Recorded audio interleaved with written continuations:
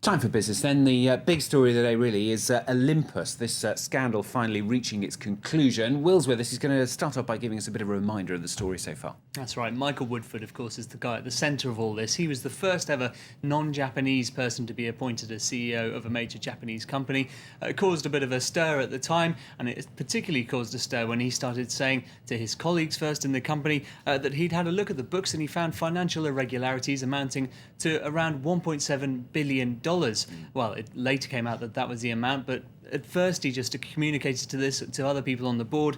He was faced with what he saw as a wall of silence. He eventually went to the media, and for his trouble, he was kicked out of the company, effectively. He was fired from his post. It's a bizarre story, isn't it? I mean, investigators have since backed up his claims, of course. Now it's come to court and we have got a verdict. Exactly. So his claims were verified by the authorities, in fact, and now 3 former top executives have pleaded guilty in court in a trial that started today to a cover-up of these investments, basically losses going back to the 1990s, which all added up. The former president of the company has apologised and says he will take full responsibility for the crime and could face up to 10 years in jail for that. Wow, it is an incredible story, isn't it? OK, well, let's come back here to Europe.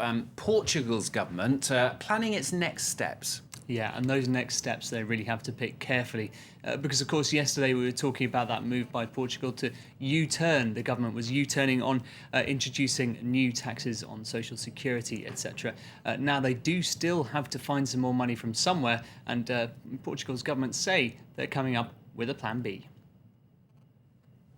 Trying a different tack, Portugal's ready to explore all avenues when it comes to cutting the budget deficit. Prime Minister Pedro Passos Coelho said he wanted to find other ways to drum up funds, and that could involve pushing up income tax. The government's working on a proposal which aims firstly to find an addition to other income sources, not just from work but also via taxes from assets and capital gains, which could help level out the increase on workers' social security contributions. This comes after Lisbon had to rethink a planned tax hike last week. The proposal would have taken social security contributions from 11 to 18%. But mass protests outside the presidential palace in Lisbon gave ministers pause. They were the largest demonstrations seen here for years. On Monday, negotiations took place between government representatives and union leaders. But despite these talks, the unions are standing their ground against the proposed measures. The government is developing a proposal that is dishonest to the Portuguese people and seeks to deceive them. We reject any measure to change the IRS tax brackets, which could result in a reduction of salaries of public and private workers. Despite recent austerity measures, Portugal's economy is set to contract by 3% this year. Nevertheless, the Troika have been satisfied with Lisbon's efforts to trim its debt. The country's been given 1 extra year by its creditors to hit its deficit target. And similar anti-austerity protests will actually be taking place this evening in Spain. Protesters planning to surround the parliament in protest against those austerity measures. OK, well, next, Christine Lagarde's been sharing her thoughts on the Eurozone crisis. What's her verdict, then?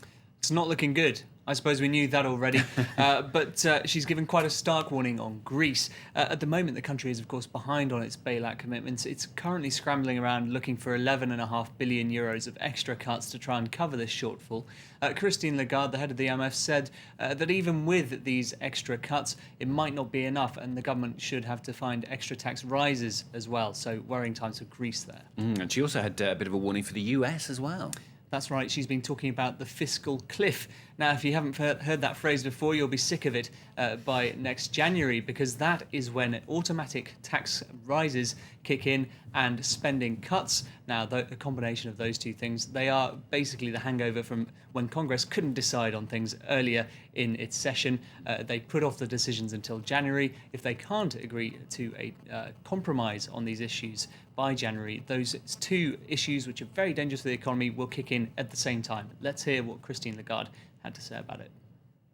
Erasing any growth in the United States would be the consequence of not dealing with the fiscal cliff and not dealing with the debt ceiling, which are both looming threats on the very short-term horizon. And it's not a threat just for the United States of America. It's a threat for the global economy, given the size of the US economy. Yeah, Christine Lagarde there. It seems the markets have been sharing her pessimism. That's right. Well, let's take a look at how the EU markets are opening, the European markets, I should say, are opening up here. And you can see that is the lack of enthusiasm there. One stock that I certainly feel strongly about, Hornby, the maker of model trains, amongst other things, and model cars, down 43% after saying that Olympics merchandise didn't do well. Meanwhile, let's take a look at over in Asia. Again, pretty negative picture there, apart from in Japan. One of the biggest fallers there was Japan Airlines, actually down 8.7% on concerns about the recent tensions between China and Japan. Now next, France is bracing itself for President Francois Hollande's first budget at the end of this week. Some areas are protected from cuts, but ministers say they're determined to keep the deficit below its 3% ceiling. Here's a bit of an idea for you about what the country can expect. The French government has to trim the fat, and it looks like its ministers will be going on a diet. The aim is to shave some 10 billion euros from ministerial spending, and a number of sectors will take the hit. The Agriculture Ministry will see its budget slashed by 10% over the next 2 years. The Housing Ministry and the Ministry for Environment will lose staff too. Some 1,300 jobs are set to disappear overall. The Finance Ministry will be hit even harder, shedding 2,500 jobs. Large-scale cultural projects are to be put on hold, but the ministry shouldn't have to lay off any employees. But it's not all bad news. Some sectors are getting a boost. The Ministry of Education will be recruiting 40,000 extra teachers. The Interior Ministry, too, is creating 500 new jobs for police officers. All the details will be revealed when the budget's announced on Friday, but many believe it will include some of the harshest public spending cuts in recent decades. Now here in France, we've got Paris Fashion Week getting underway. One stock seen a bit of a spike, in fact, the Italian fashion label Prada. What can their results tell us about the luxury market, Will? Well, they've posted a 60% jump in profits for the 6 months to July. Pretty good. Yeah, pretty good. 286 million euros, certainly not to be sniffed at.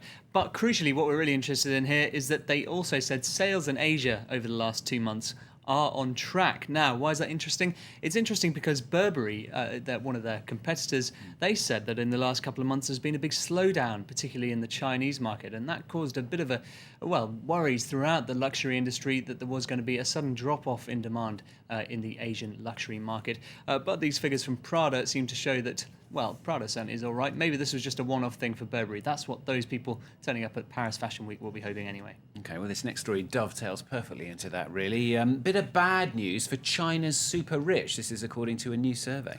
Yeah, perhaps explaining some of those worries about the luxury industry. In fact, the fortunes of nearly half of China's 1,000 richest people have dropped in the last year rather than growing. That's according to Huran magazine's Rich List.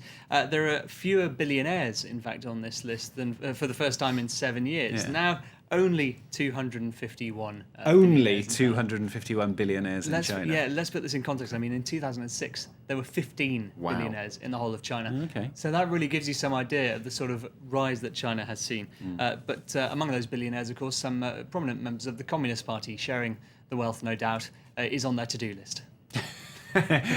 Very nicely put. Will Edwards with the business news here on France 24. Excellent stuff. More business, of course, coming up during the day here on France 24, and the latest headlines will clear after the break.